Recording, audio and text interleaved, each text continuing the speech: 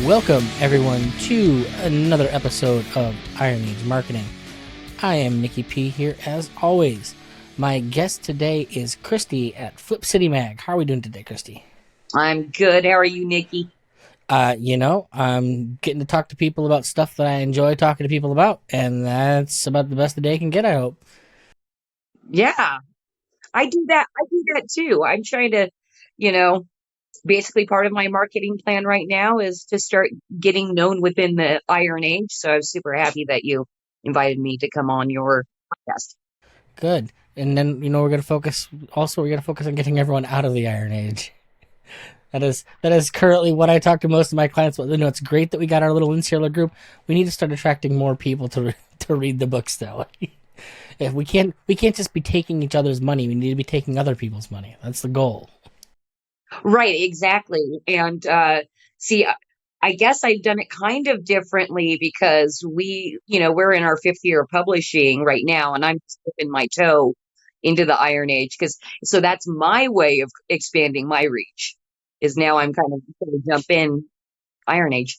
So you didn't start out kind of in the Iron Age. Where did you start doing this? What was the I guess the inciting flame to how this whole thing began? The inciting flame for us, few different reasons why we started Flip City Magazine.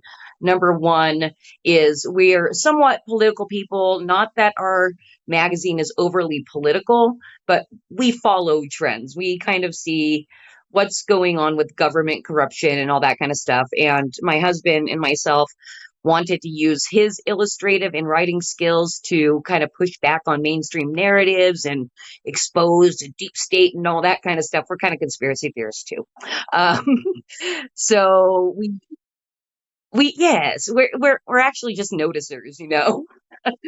So we decided, we came up with several different ideas. We were going to start doing maybe some animations and try to build an audience on YouTube, but that is time consuming. And my husband also has stacks and stacks and stacks of ideas of just funny stuff to do. So we decided to basically make a magazine and start developing our concept or his concepts mostly in real time in print. And also because like the traditional Mad magazine type of satire magazine really doesn't exist, especially if it goes, it's this type of content is supposed to be subversive, and Mad and Cracked and things like that stopped being subversive long ago, so it was time to be subversive again. So that's how the concept developed. We found relatively fast success because we got a couple of online influencers to be excited about our product.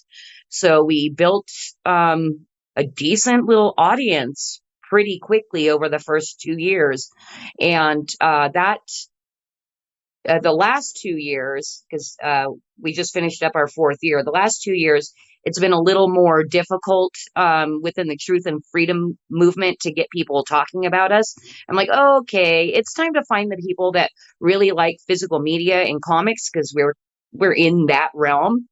And so and this whole time I was kind of watching, hashtag Comicsgate, and it felt like gatekeeping and kind of cringe and stuff. So I just watched it to try to figure out what was going on over in the Comicsgate thing. Then I saw Richard at Iron Age, or the Anvil magazine. I saw him posting somewhere online. I'm like, hey, this is really interesting. So I went and looked at his website and really loved his mission statement. And so I contacted him and started learning about what Iron Age is. And I freaking love it. It seems way less gatekeepy or click like, and it's just kind of a movement. Because I'm also kind of about freaking indie movements too. That's what I'm passionate about, is seeing indie do stuff. I'm a raging leftist, if you ask me. So I don't care what your politics are. I think everyone is better suited to release their own stuff. Stay away from anything corporate. Just find a way to do it yourself. The episode before this is, as Brian said, no one cares about your stuff as much as you do, so you're going to end up doing most of this anyways. It doesn't matter. Like, maybe you'll get some money behind you, but it's still you're doing all the work. You might as well collect all the money from it if you can. So you say you came from like the broader like truth and freedom movement. How do you find your way into that place? Well, in how do we find our way in the truth and freedom movement? Like, why is your question like why? Why are we there? Well, no, I'm just kind of curious because I would say describe myself as a leftist. Somehow I found my way to Tom Woods at some point. And how does someone find themselves from going to reading Noam Chomsky to Tom Woods? That's its own. He is I guess a hardcore Misesian right wing pundit, I guess. But to me, he's just a libertarian. But it's for me. Well, I guess what activated me politically was having a daughter, and it kind of pushed me to. I started caring about things I hadn't cared about in years before, because like I'm all of a sudden, oh my god, what am I leaving my kid? Like, what kind of world am I leaving her in? Like, I've got to do something to help push back on some of the insanity I'm seeing around me. And that kind of all like really began when I was excommunicated from my D&D group for political reasons. And all I said was I don't think we should punch Nazis in the face unless they're like actually attacking us. And that was enough, apparently. Lost all my friends, lost my gaming crew. And that kind of snowballs into eventually all of a sudden I'm, a hardcore right-wing anarchist. But for you, how did you find your way? Isn't that the way? Isn't that the way? Yeah. Well, okay. So for me in particular, and it has a lot to do with my husband as well. When we first started dating, this was back, um, like a year after 9/11, right? And I think at that point, both of us were pretty left because we were younger, and in Southern California, born and raised, so we were both kind of left leaning people. Well, it was the right wingers that brought the Patriot Act. And does anything to activate anyone politically? I mean, that's what you do, right? Right. Well, that's exactly it. And I never, until I met my husband, I never paid attention to anything political. I just wanted to party and have a good time, all that kind of stuff, like a normal person in their 20s. And anyway, on like our second date, I said to him, I said, I just don't feel like they're telling the truth for 9/11. And he went, oh my God. And then he turned me on to Alex Jones.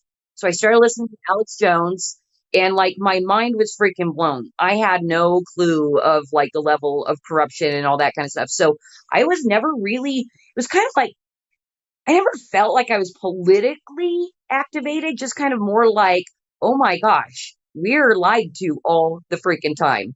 And then, for 2 decades after that, I've just been jumping in rabbit hole after rabbit hole, and my my tinfoil hat keeps getting bigger. This is about how big it is right now, so you can see. Looks like a tinfoil chef's hat. I like that. 'Cause you're combining a few things. Yeah, this is a newer one I made. I basically I decided, because I use these for my podcast. I have a conspiracy corner that is very fun and hilarious. And I decided over the next several months I'm just going to keep making different tinfoil hats and choose which one I want to wear for that conspiracy corner. You're more than welcome to talk about at least mention the name of your podcast since we're here. Oh yeah, of course. So I started a podcast. I just did my 13th episode last night, and it's called Creative Chaos, and it's all about featuring what I say fascinating people creating fantastic things outside the mainstream. So really trying to get creators on my show. It's a 1 hour real quick stream, kind of tightly formatted, and it's about having some laughs. Well, I'm going to tell you right now, you're very glad you met me then, because I want to make sure I'm you very have glad that I met you. You're gonna have content for a long time now, thanks to me. Oh, I'm so excited. All right. Well, so we've talked a little bit about how the magazine came to be. We've talked about your journey into this world. Tell me a little bit more about what the magazine is. One thing that is different than you guys don't crowdfund. You do sell the magazine, like actual subscriptions of a physical magazine from your website. Is that the only way you do that, or do you get involved with the crowdfunding funding websites at all? Yeah, so we actually just kind of started dipping our toes into crowdfunding to see how it goes. Um, because I realized it was kind of a mistake to not do it earlier because there's a lot of networking opportunities in crowdfunding. You get to make a lot of friends, and it's a great way to build your audience. But when we started, we kind of were like, snooty, we're too good for crowdfunding. We're just going to do, our subscription model and um, build our community from basically getting to know online influencers that are going to love what we're doing. That has worked, and it's still continues to be part of our marketing plan to,